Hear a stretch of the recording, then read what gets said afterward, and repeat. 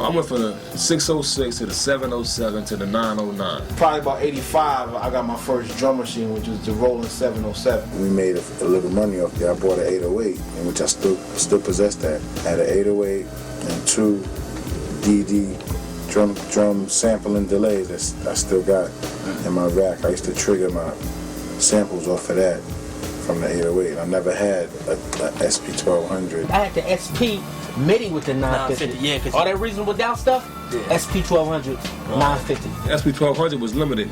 It only had 2.5 seconds per pad, maximum, no matter what. 10 seconds total, 2.5 seconds you had to work with. The limitations on the SP12 made me make records like that. Made me chop up kicks and snares. I couldn't take whole loops. You know, so I'm thinking maybe if I didn't have that limitation, would I have stumbled upon sampling the way I did? When I first started making beats back then, you know what I'm saying, I was using like the EPS 16 plus its keyboard. And the way the EPS worked was that you could sample up to 10 seconds on one key. When I got a hold of the EPS 16 plus, man, that's where you hear at least about 50 more beats of mine, you know what I mean, that came out throughout the system. And then the EPS had improved itself and came out with the Sonic ASR 10. ASR 10, that's my joint right there. And once that got in my hand, it was a wrap. Choose your weapon, you know what I'm saying? Like when I use the ASR, I don't even think. I just move. I just close my eyes and I work in the dark with that shit. So when it starts getting dark, you know what I'm saying? It gets dark, I'm pressing buttons. You know, I can do a blindfold. Always mess with the Akai drummer, you know what I mean? Back then, it was the MPC 60, you know what I'm saying? Now I'm using the 3000, you know what I'm saying?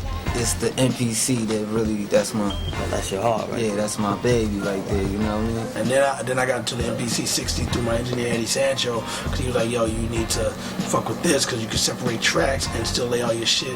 He says like a board without a tape machine. And I was like, all right. From that time, I've been stuck on the old MPC 60, which you see right there.